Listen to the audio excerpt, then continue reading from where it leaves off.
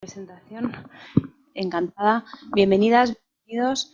La verdad, esta tarde me da mucho gusto, me da mucha alegría presentaros, aunque no pensaba hacerlo, pero es un placer presentar a dos amigos queridos y a dos intelectuales a los que respeto mucho. Vienen a presentar este libro que se llama Las fuerzas del cielo, Argentina, Milei y los judíos, que es un libro académico muy riguroso, muy ponderado y muy plural, con artículos, ¿cuántos? 25 artículos de académicos, como digo, que afrontan el tema desde una mirada absolutamente ponderada y rigurosa y que nos dan, sobre todo, una mirada muy plural sobre el tema. Tenemos a bien presentado. Sift. Tenemos ahí una H de discordia en algunos momentos. Es el compilador junto con Rey y que es un estudiante de doctorado de Ranan que está en Madrid haciendo parte de su investigación doctoral, y para nosotros es un placer haberlo tenido estos meses colaborando con el centro y aportando una mirada muy interesante.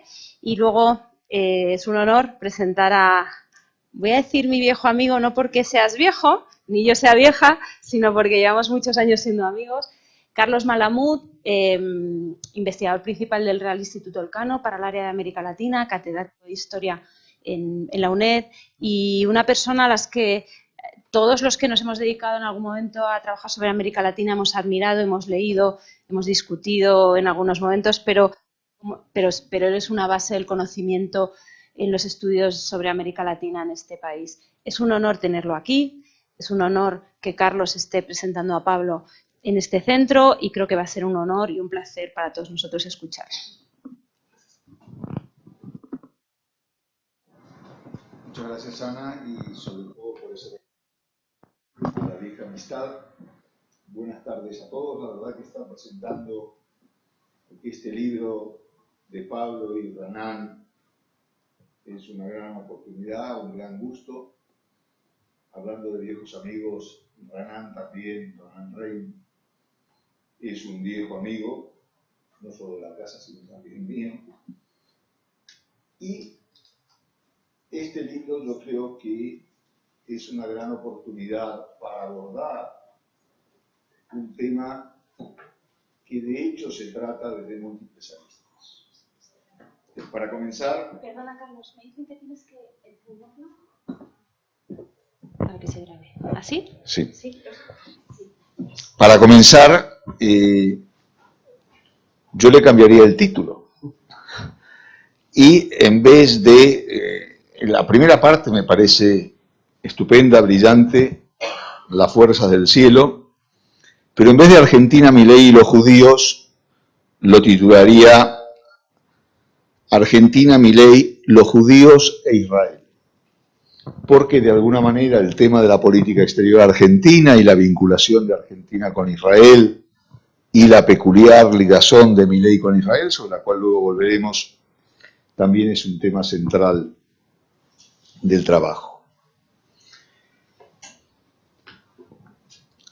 Decía que es un trabajo que toca múltiples aristas, toca el tema del judaísmo de Milei, toca el tema de los judíos en Argentina, toca el tema del peronismo y el antiperonismo de los judíos, un tema muy querido para Ranan Rey, que recientemente inclusive le dedicó un libro a esta cuestión,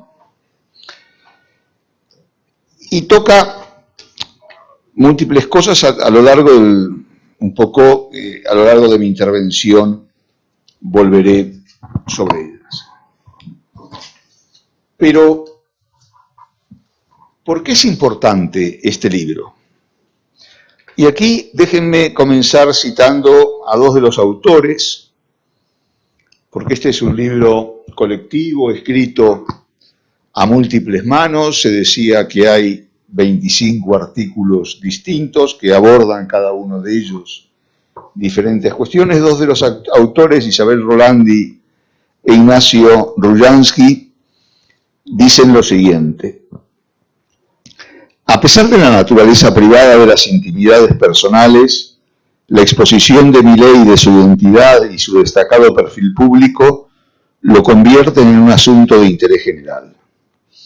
El judaísmo adopta un novedoso lugar en la política argentina a partir de las acciones públicas del nuevo presidente, que lanzan la identidad y religión judía, sus símbolos, significados y valores al espacio público, desafiando la histórica limitación de tales discusiones a la comunidad a puertas cerradas, pero también la demarcación moderna de lo público, laico y la libertad de lo privado.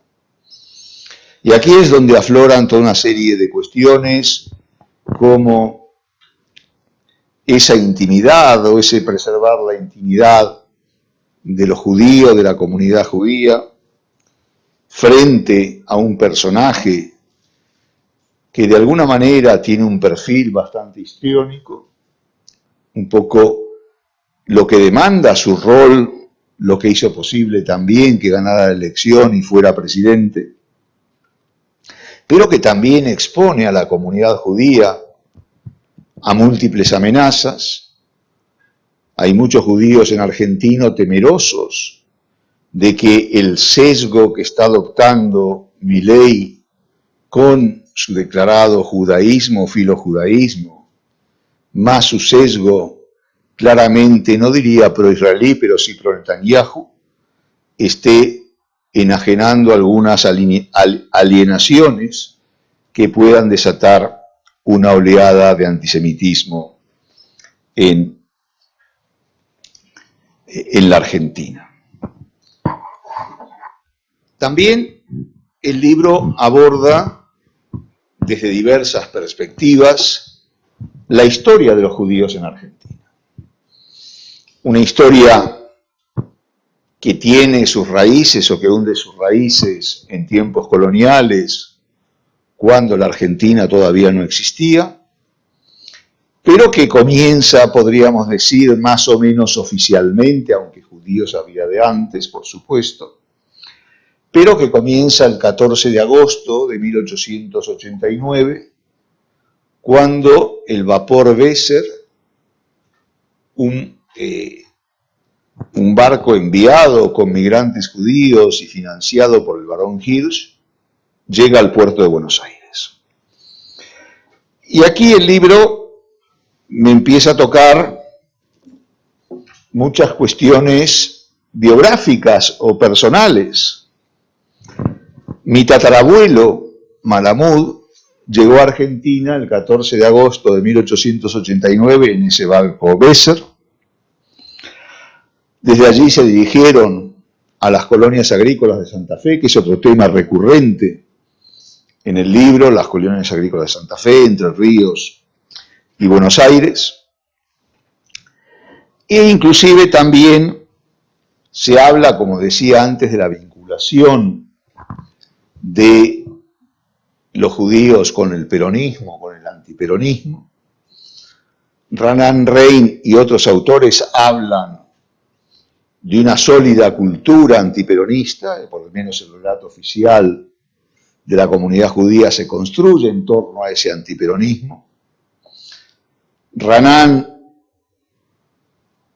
descubre y profundiza la vertiente más peronista, más vinculado al gobierno peronista, de ciertos sectores de la comunidad, y menciona inclusive que en la elección parlamentaria de 1951, el peronismo triunfó en las colonias agrícolas de Santa Fe y de Entre Ríos.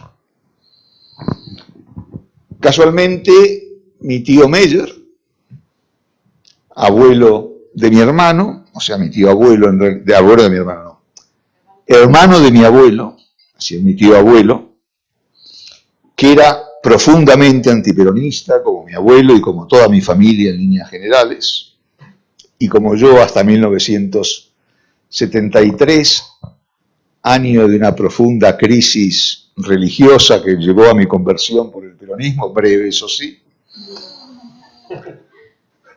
Pero, bueno, mi tío Meyer había sido diputado provincial por el Partido Demócrata Progresista y también, como decía, profundamente antiperonista. Pero lo primero que querría resaltar es, y les recomiendo vivamente que lo lean todo el libro, pero si algo hay que leer de este libro es la introducción. La introducción diría que es sencillamente brillante, es una pieza de literatura muy buena, muy repleta de humor judío. Ahora luego les voy a leer un breve fragmento de esa introducción, pero donde plantea una serie de interrogantes que tienen que ver con todo el entramado central del libro. ¿Quién es judío? ¿Qué es un judío? ¿Cuándo un judío ejerce de judío? Porque no todos los judíos ejercen de judíos. Hay judíos que ejercen más de judíos que otros judíos. Y a la vista de todo esto, ¿es Milei, como se autoproclama, un judío o un protojudío?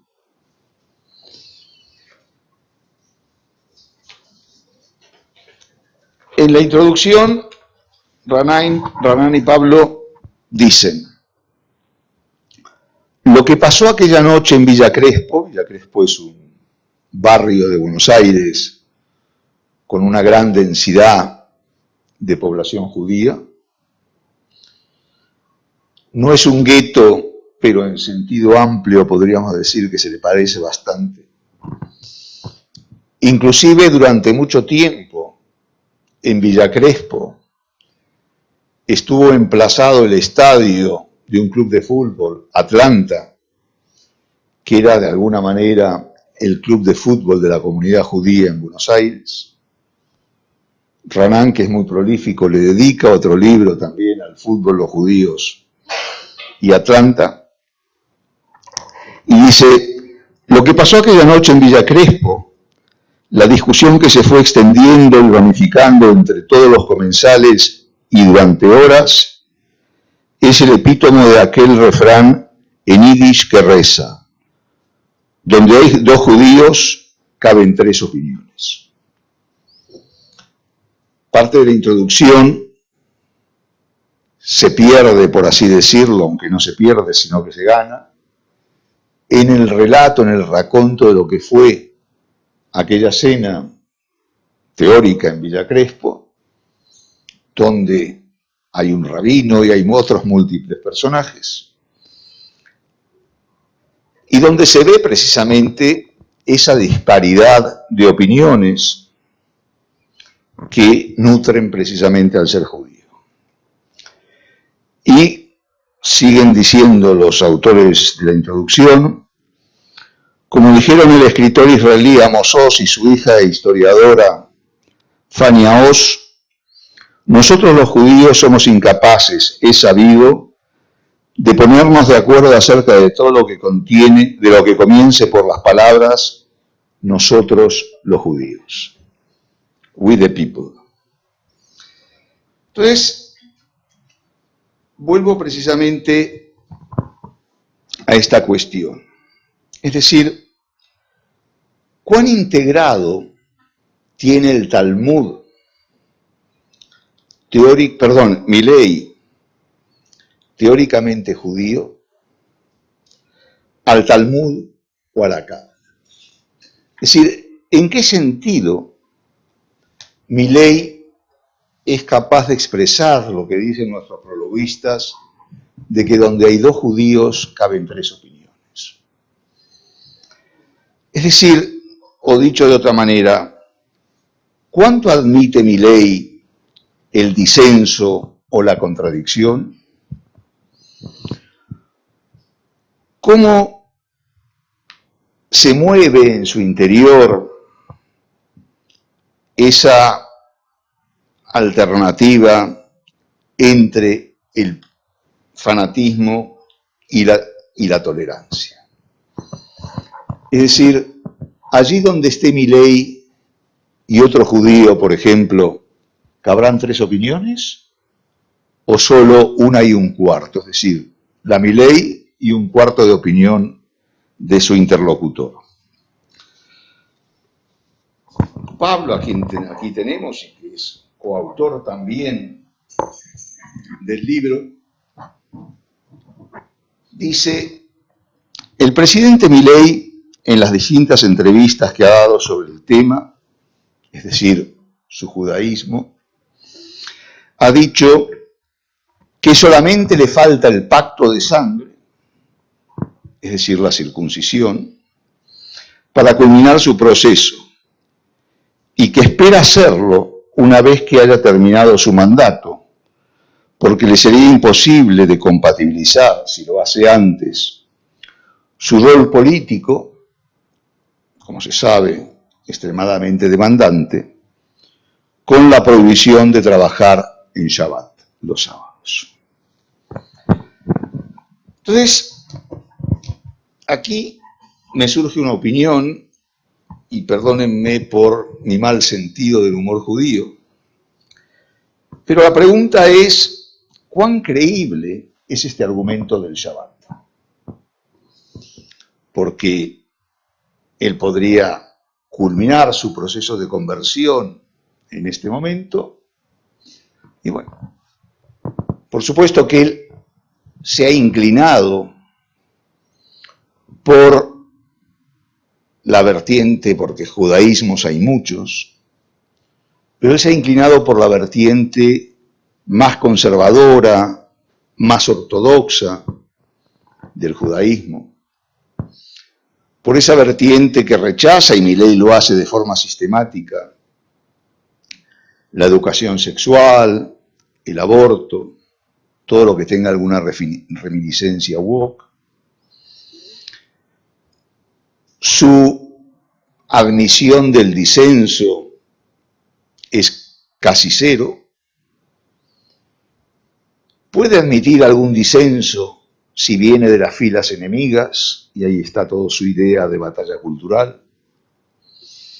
Pero guay del que intente disentir dentro de las propias filas, es fulminantemente cesado.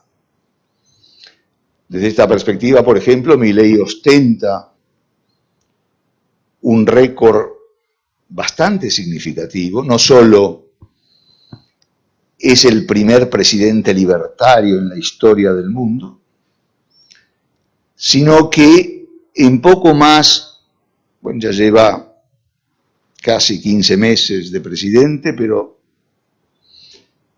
en esos 15 meses de presidente ha cesado a casi 150 ministros y altos cargos de su administración. Es decir, creo que era Pío Cabanillas el que decía: cuerpo a tierra que vienen los nuestros, ¿no? Pero yo vuelvo al tema de la conversión y preguntaba: ¿cuán creíble es esto del Shabbat?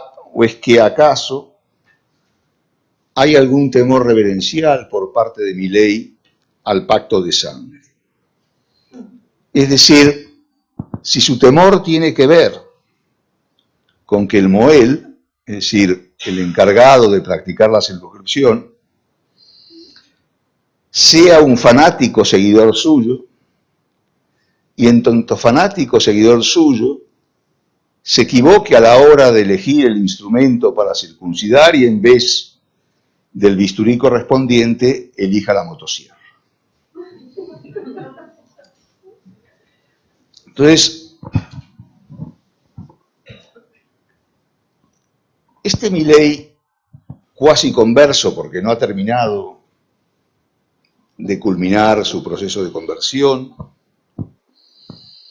que ha apostado para que lo secunden, por rabinos sefardíes, pero también muy ortodoxos, que ha optado también por una rama muy peculiar, pero muy exitosa al mismo tiempo, del hasidismo, pues le gusta, o por lo menos le gustaba cuando estaba en campaña electoral, ahora un poco menos, aunque esto de las fuerzas del cielo lo repite una y otra vez, sobre todo cuando necesita hablar de su inferioridad política, porque si bien él fue elegido presidente con el 56% de los votos en segunda vuelta, no hay ningún gobernador elegido dentro de las filas del mileísmo, no hay ningún alcalde o intendente elegido dentro de las filas del mileísmo. Por lo tanto, esta idea de las fuerzas del cielo, que no importa cuán poderoso sea nuestro ejército, sino lo que importa es que Dios nos asista, y para eso lo importante, lo determinante son las fuerzas del cielo que vienen en nuestra ayuda.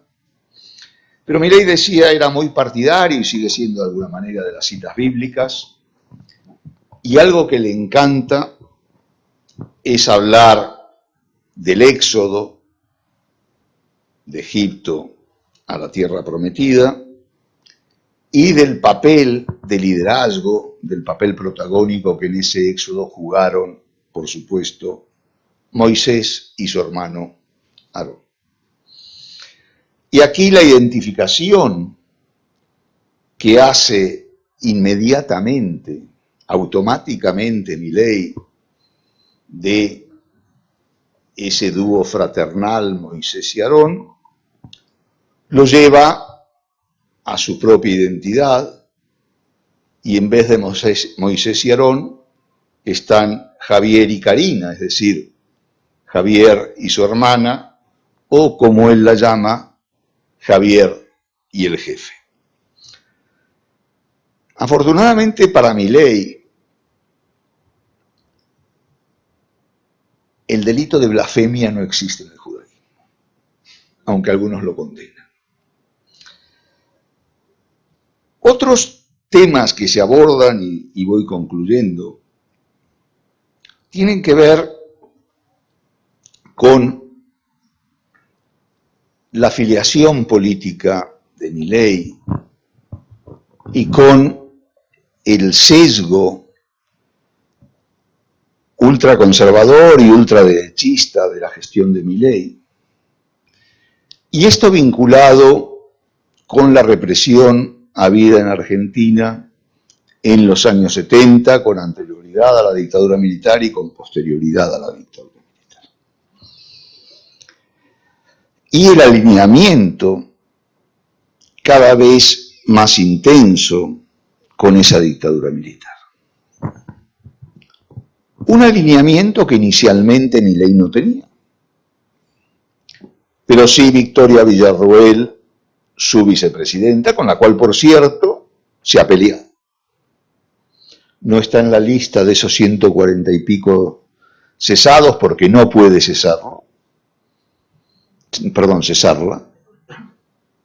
porque ella es vicepresidenta electa. Es decir, ella es vicepresidenta electa por el voto de los ciudadanos.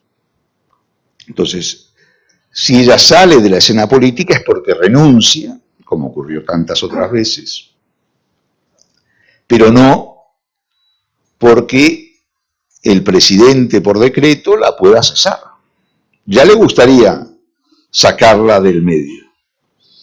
Ya le gustaría sacarla porque el vicepresidente o vicepresidenta, en este caso en ejercicio en Argentina, es la que preside el Senado y tiene el voto de desempate en caso de igualdad. Ya le gustaría quitarla de en medio, pero no puede. Pero bueno, Villarroel sí tenía y sigue teniendo, de hecho, una visión revisionista sobre el pasado de la dictadura, sobre el rol de los militares durante la dictadura. Milei no la tenía, pero el otro día, el 24 de marzo, se cumplió el 49 aniversario del golpe de Estado de 1976, que en Argentina, desde la época de Carlos Menem, es feriado nacional, es un día festivo, y es un día donde se recuerda la memoria, una memoria con verdad y justicia. Y en este caso el gobierno añadió el adjetivo de completa. Es decir, el Día de la Memoria con verdad y justicia completa. ¿Qué quiere decir esto de completa? Que no solo esté presente el sesgo dado por los gobiernos kirchneristas a la política de derechos humanos, sino que se incorpore también el punto de vista de las otras víctimas del terrorismo, pero no solamente eso, sino también se revalorice de alguna manera el papel jugado por los militares. ¿Por qué es relevante esto para un libro sobre Milei y los judíos? Porque si bien los judíos en Argentina, que son la mayor comunidad judía en toda América Latina, y la tercera en el mundo fuera de Israel, después de Estados Unidos y Francia, pues los judíos en Argentina representan el 1% de la población, pero el 10% de las víctimas sufridas durante la dictadura por parte de la represión eran judías.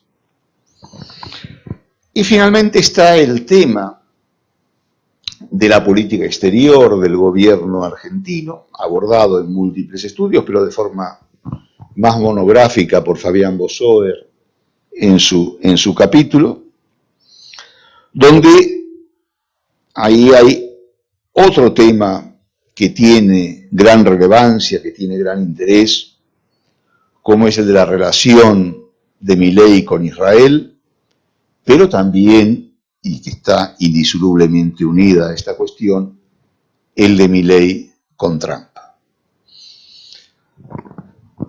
Y no casualmente en esta especie de triángulo, podríamos decir, triángulo amoroso entre Milei, Trump y Netanyahu, pues no casualmente decía recientemente, hubo una cita impensable en otros momentos de la historia de Israel, una cita de varias agrupaciones, de varios políticos de la extrema derecha, inclusive algunos con posiciones filonazis o próximas al nazismo, inclusive en la propia administración de Milei encontramos algún referente con un pasado próximo al nazismo y que sin embargo forman parte de su administración. Pero bueno, para no extenderme demasiado y más de la cuenta, pues yo creo que estamos frente a un trabajo coral, colectivo, magistralmente dirigido por Pablo y por Ranán, en torno a lo que supone la presencia de Milei al frente de un país como Argentina, lo que supone para una comunidad como la comunidad judía en Argentina, con tanta historia, con tanto recorrido, con tanta presencia incluso en la vida pública, que un presidente como Milei, con las características que tiene Milei, se declare judío o próximo a convertirse al judaísmo. Gracias.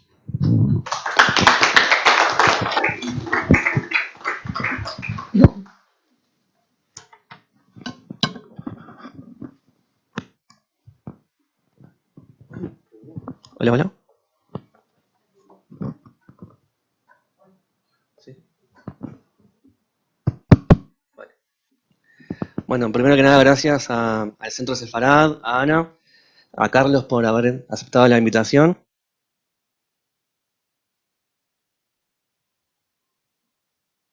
De meses con Ranán y con varios de los autores del libro. y cuando venía para acá no sabía qué enfatizar, si parte de Argentina, porque son dos cuestiones menos visibles aquí que en Buenos Aires. Y se me ocurrió empezar contando cómo surgió el libro. Cuando asumió Milei en diciembre del 23, yo estaba en Tel Aviv con mi profesor, con Ranan, y nos pusimos a hablar acerca de esta inédita visibilización del judaísmo en la escena pública argentina. Que de pronto había un presidente que se mostraba con kipá y en actos en ese momento de Hanukkah. Era algo muy curioso y que no tenía precedentes, porque hubo y hay muchos políticos argentinos judíos que nunca han hecho este uso público de su identidad religiosa o cultural. Y esto era algo inédito que parecía sorpresivo, y dijimos, bueno, algo muy judío fue la idea de mitzvah. En el judaísmo una mitzvah es una obligación ética y moral, y también es una buena acción, puede ser un poco de todo. Y nos parecía que era una mitzvah explicar un poco de qué va el judaísmo, porque hay mucha confusión y nos parecía que Milei jugaba un poco con esa confusión. Porque si aparecía en un evento, en un acto público con gente ortodoxa, podía dar a entender a otra gente que no supiera mucho sobre el judaísmo que todo el mundo judío estaba con él, cuando no era cierto. No hay estudios de voto judío en Argentina, pero se puede saber que no es un acompañamiento sin fisuras hacia su figura. De hecho, como decía Carlos, hay también preocupación y en muchos sectores cierta alarma de que la sobreidentificación de Milei genere más antisemitismo en un momento complicado para el mundo judío en general. Entonces con Ranan dijimos, bueno, escribamos algo sobre esto, hicimos unos artículos en inglés en el periódico Haaretz, y estuvieron bien, pero faltaba que la conversación llegara a donde tenía que llegar, que era Argentina y en español, y ahí surgió la idea de hacer el libro. Y otra idea judía que se nos ocurrió fue ampliar el debate, no ser solamente nosotros los que participábamos, sino convocar a más gente para que hubiera más opiniones y más puntos de argumentación. Y así convocamos a mucha gente con un enfoque, por un lado, intergeneracional y por otro también con equilibrio de género. Hay mitad de mujeres y mitad de hombres, que nos pareció importante para que fuera una conversación plural. Algo que nos faltó fue más gente que le guste Milei, que aceptara ser parte del libro, pero tiene que ver con Argentina y con la polarización que está hace ya muchos años, donde hay muchos recelos de compartir espacios y compartir mesas entre gente que piensa distinto.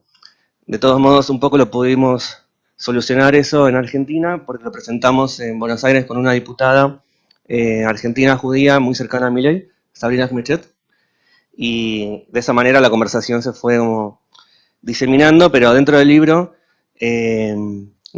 nos costó mucho encontrar gente que quisiera ser parte y que al mismo tiempo se mostrara muy cercana a Milei.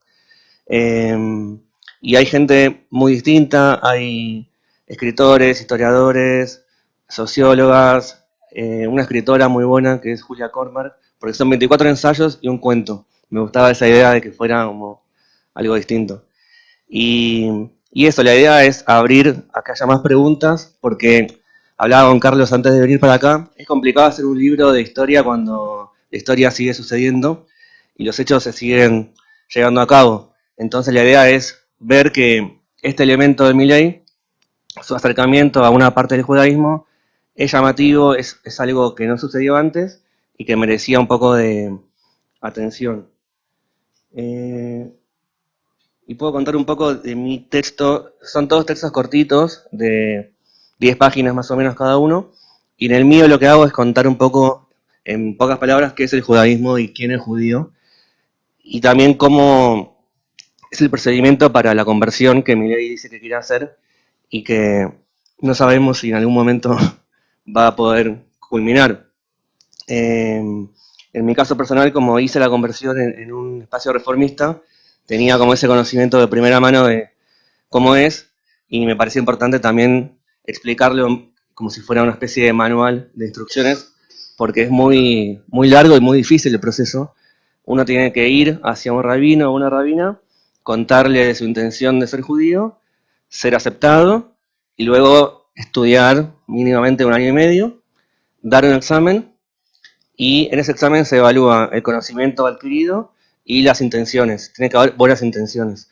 Entonces Carlos hablaba de la circuncisión y otra pregunta importante es si lo podría hacer en Argentina o tendría que ser fuera, porque sería muy complicado para ese tribunal de rabinos que tiene que decidir tener un caso de un expresidente o un presidente en funciones, porque bueno, nunca sucedió y sería un poco difícil, me imagino.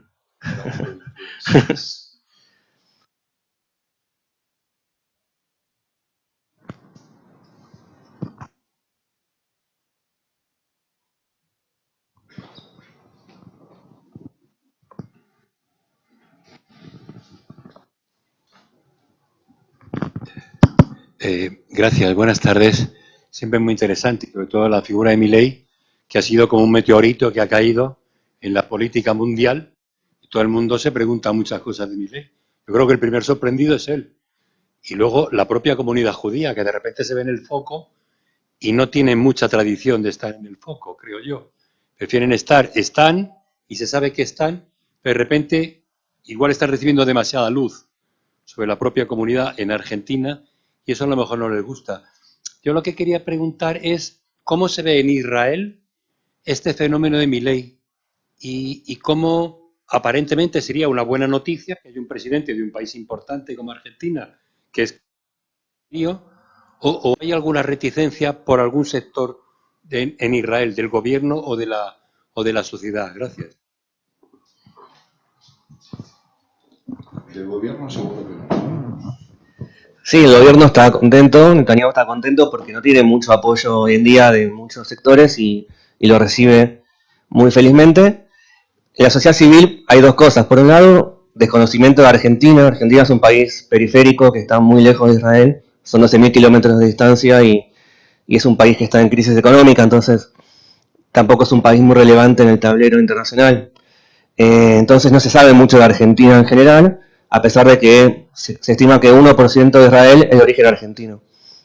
En febrero pasado, del 2024, Milei viajó a Israel en medio de un clima bastante duro, porque hacía muy poco tiempo había sido el ataque de Hamas, había más secuestrados que los que hay hoy, y un clima de mucho dolor, y él viajó en ese contexto. Entonces, ahí surgió un grupo que se llamaba Colectivo Argentino Israelí, que hizo una protesta por escrito, en hebreo, en inglés y en español, hablando de que le parecía problemático este acercamiento, y fue bastante limitado porque no estaba el contexto dado para hacer una manifestación pública en un sitio porque la gente estaba ocupada con otras cosas. Entonces diría que por un lado, el lado del gobierno de Netanyahu está feliz porque tiene cada vez menos aliados y lo recibe, y la sociedad civil está entre perpleja y un poco ajena a la discusión. Sí, bueno, salvando el hecho de que después de los ciudadanos israelíes, entre los rehenes de Hamas, los más numerosos son los israelíes argentinos, ¿no? Israelíes de origen argentino.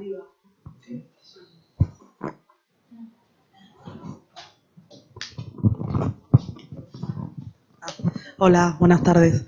Yo quería preguntarles dos cositas que quizás tienen relación o no. Leí la mitad del libro, no llegué a leerlo todo. Quería preguntarles cómo es el pasaje, porque hay como una impresión de que el judío siempre estaba en la línea de izquierda, ¿no? O dentro de una idiosincrasia de izquierda, y cómo pasamos ahora a que supuestamente el judío se siente más representado por la derecha que por la izquierda. Viví 14 años en París y vi realmente lo que es el partido de ultraizquierda, que se proclama pro-palestino, y bueno, cómo tomaron las universidades como Sciences Po, donde no dejaban entrar a los alumnos judíos que habían pagado todos estudios como cualquiera. Entonces, bueno, esa era una pregunta. Y relacionado con el wokismo, ¿cómo el wokismo defiende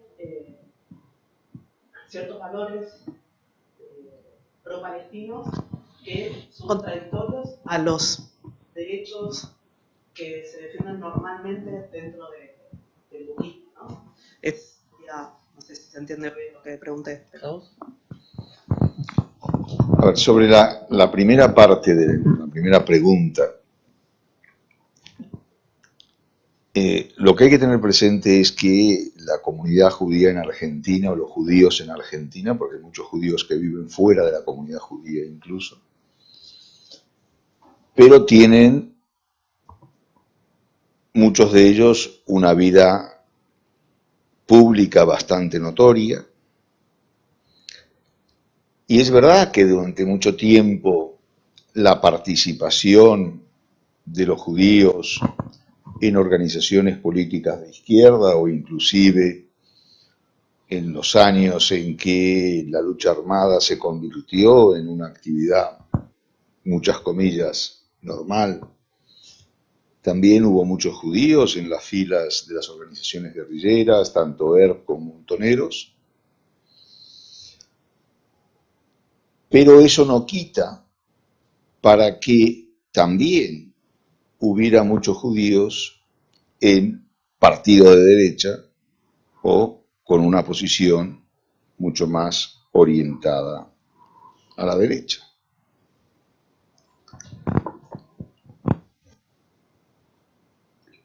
Lo que ocurre es que tradicionalmente lo más visible eran las opiniones de la gente de izquierda y por lo tanto aquellas personas que estaban presentes en la actividad de izquierda. Yo me acuerdo cuando era joven y vivía en Argentina, después de cada manifestación y de la represión que seguía a la manifestación, si uno leía las listas de los detenidos, la presencia de judíos entre los detenidos era muy superior al peso de la comunidad judía o de los judíos en la población argentina.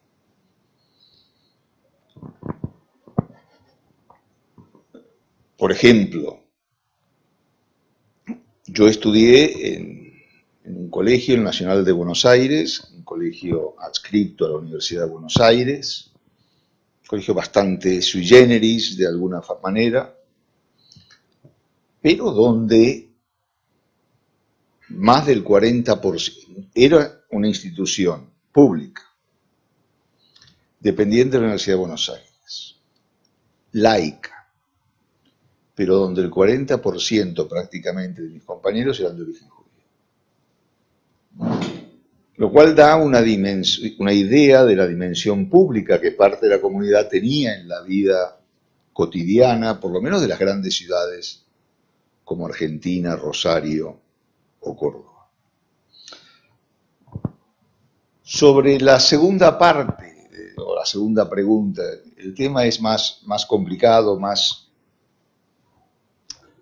porque ahí se mezclan muchas cuestiones, ¿no? Es decir, empezando por una deriva de la izquierda en general que asume, sobre todo a partir de la guerra del Sinaí, una posición más claramente anti-israelí, más antisionista. Porque lo que no se debe olvidar es que cuando en 1948 se crea el Estado de Israel, este se crea con el apoyo de la Unión Soviética. Es decir, la Unión Soviética vota en Naciones Unidas a favor de la creación del Estado de Israel.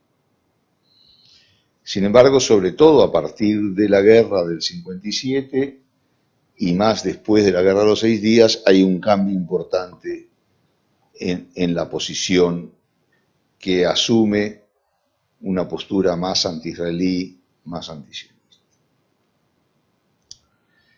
¿Esto está relacionado con el tema del wokismo, no? ¿Hasta dónde? Pues en cierta medida sí, y que tiene que ver más con un cierto antioccidentalismo con esa idea de la decolonización tan presente en este tipo de ideologías. Sí, no sé bien qué responder, pero porque es una pregunta muy amplia, pero pensaba, por ejemplo, el debate presidencial de Argentina en 2023, que fue un poquito después del 7 de octubre, unos días después, había 5 candidatos presidenciales y 4 de esos 5 candidatos, o sea, todos menos la extrema izquierda, apoyaron a Israel diciendo que había sido algo muy grave lo que pasó. Y eso me parece importante porque ahora Milei, con su puesta en escena y con su estilo que es muy histriónico y demás, busca parecer muchas veces como el primero que se acercó ya sea o al judaísmo o al gobierno israelí. Y ha sido, en el caso de Argentina al menos, algo bastante bipartidista, o sea, todos los sectores mainstream han estado cerca y han viajado muchas veces.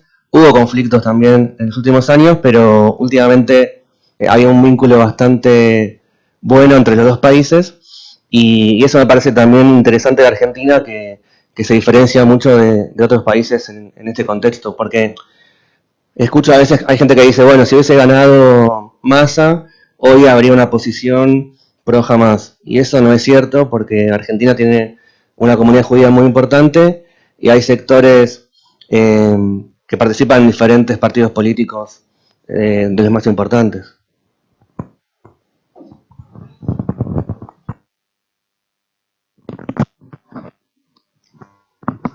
Gracias.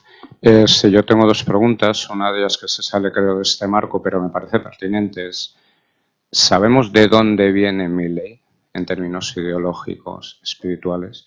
Me ha gustado mucho la metáfora que han utilizado el meteorito, que aparece de la nada, porque yo no sé de dónde viene, insisto, en esos términos.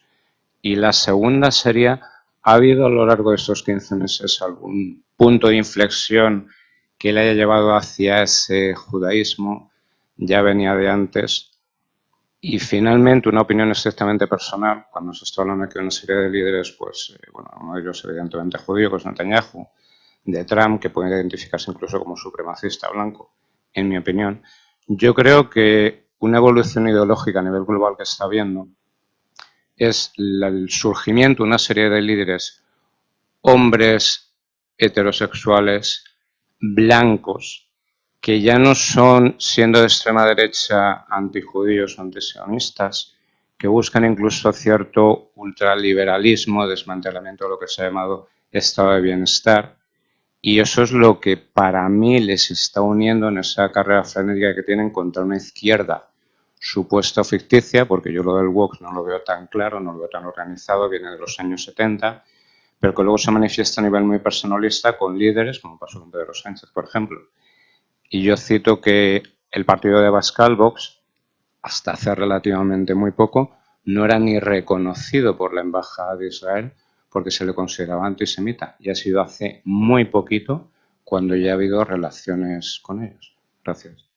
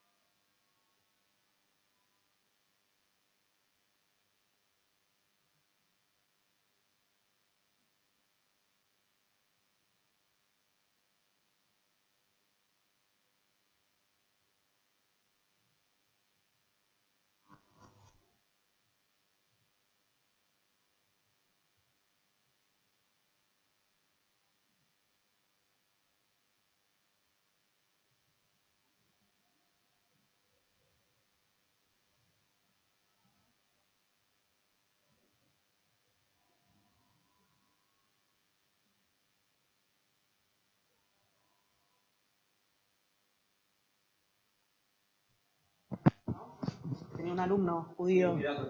Sí, yo tuve un alumno, pero de clases de economía de forma particular, y un alumno le parecía muy inteligente, y cuando le preguntó por qué pensaba como pensaba, por qué razonaba de la manera que razonaba, le contó que era estudiante rabínico, y a Milei le impactó esa forma de llegar a conclusiones. Como que le llamaba la atención por las preguntas que le hacía, ¿no? Está en tu texto, ¿no? ¿Sí?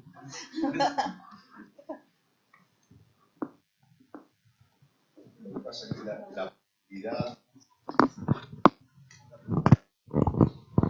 la posibilidad de Milei de dudar de todo, de preguntarse por todo, todavía eso no ha emergido. Esperemos que el día que se convierta, pues pueda incorporar. ¿Alguna pregunta más?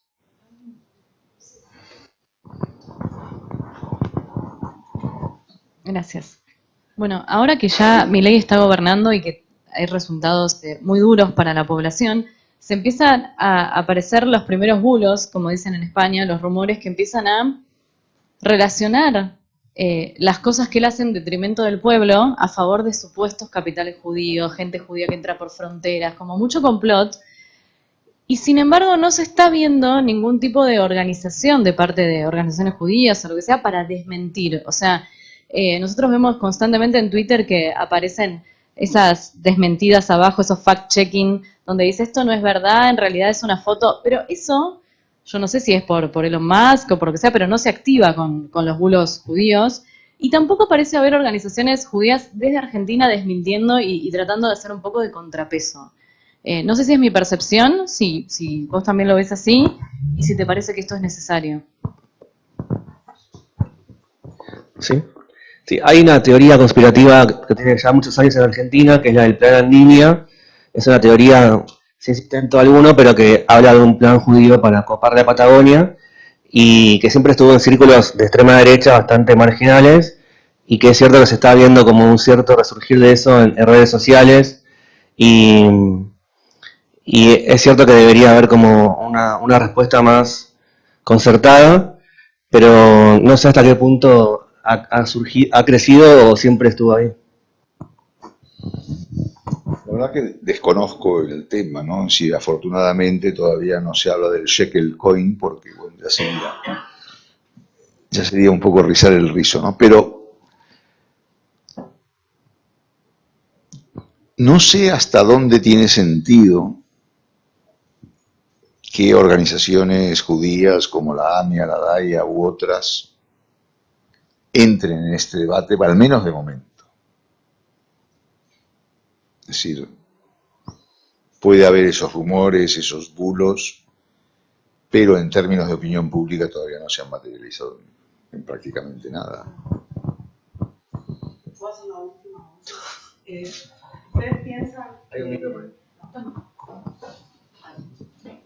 ¿Ustedes piensan que hay una relación entre la política económica de Milei le va mal, entonces toda la comunidad judía vamos a tener la culpa? Lo digo en tono de risa, pero también como lo plantean algunos momentos el texto, no sé si hay una correlación de que, bueno, ahora, después del 7 de octubre, me parece, los artículos que he leído, la gente que tenía un antisemitismo un poco guardado, es como que ahora puede manifestarse en una forma antisemita, ¿no? Porque por ciertos sectores todos somos culpables, todos somos Netanyahu, todos somos... Bueno. Entonces, preguntarles eso, si para Argentina, si el proyecto de Milei no llega a buen puerto, no se abre el cepo, no sigue bajando la inflación, o va aumentando esa bajada de inflación con las consecuencias económicas, porque no es que la gente en Argentina con la bajada de inflación vive en bárbaro. O sea, la ropa sale más cara que comprarla acá, la comida. Entonces no es que la gente, bajó la inflación, estamos bárbaros, por más que siga teniendo apoyo. No sé si es que... No, pero no Milei o perdió Cristina. Así como el descenso de la inflación no supuso una lectura positiva en términos de, Milei ha reducido la inflación porque es judío, cosa que podía haber ocurrido.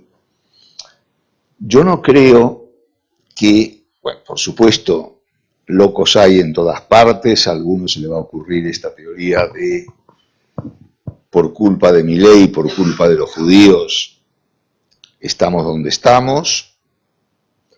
Entre otras cosas porque, bueno, él ha mostrado su filojudaísmo, pero no ha completado el proceso de conversión. Entonces, alguien le va a decir, sí, claro, es decir, con las redes se dicen muchas tonterías, algunas tienen más o menos éxito, quizás algún tuit puede ser trending topic en algún momento, pero no poco más, no mucho más. Yo no creo que esto se convierta en un acicate para un aumento del antisemitismo en Argentina. Si el día de mañana, si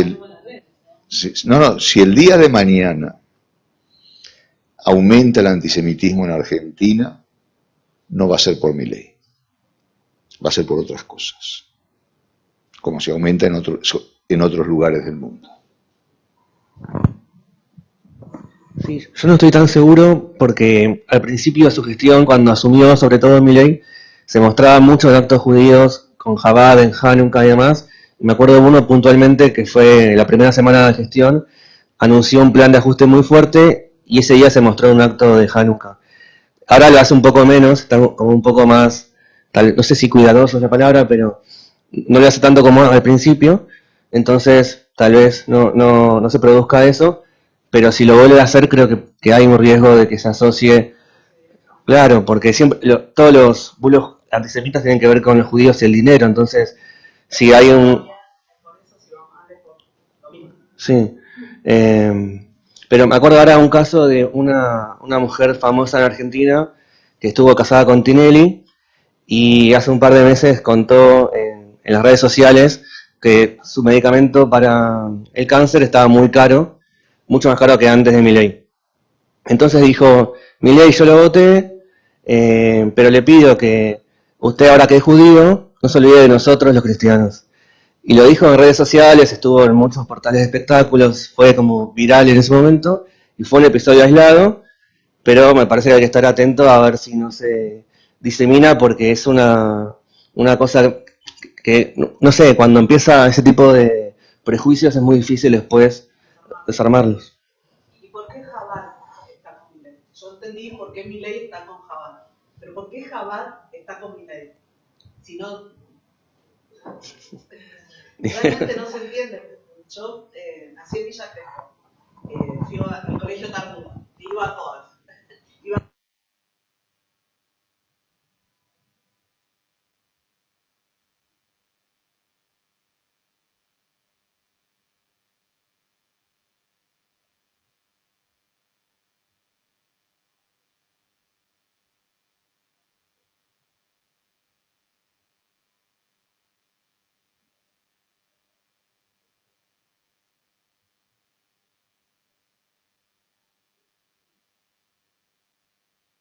Digo si se les ocurre algo, ¿no? Porque me parece muy sorprendente con lo exigentes que son.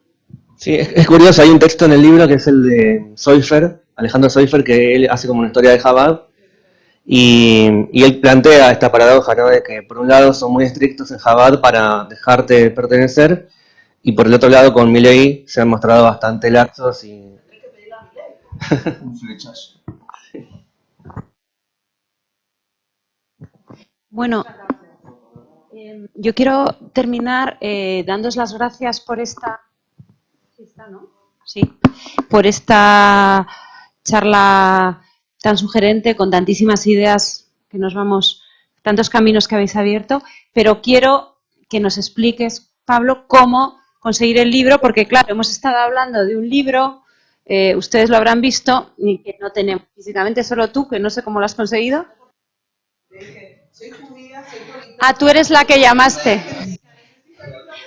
Tú eres la que llamaste y hablaste con nuestra gerente, genial. Entonces, claro, entonces yo le pregunté a Pablo por tu llamada, entonces lo que querría, Pablo, es que nos contaras qué podemos hacer para conseguir el libro y sobre todo, bueno, parece que hay unos libros que van a llegar en algún momento, que des el contacto.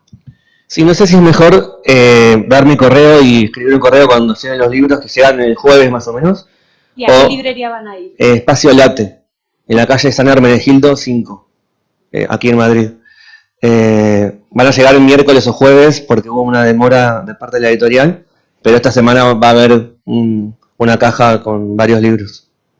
Fenomenal, pues eso es lo que queríamos saber, ¿no? Después de haberos escuchado y de haber nos ha dado un montón de curiosidades y un montón de temas que queremos completar, pues saber cómo completarlos. Y muchísimas gracias a los dos por vuestro.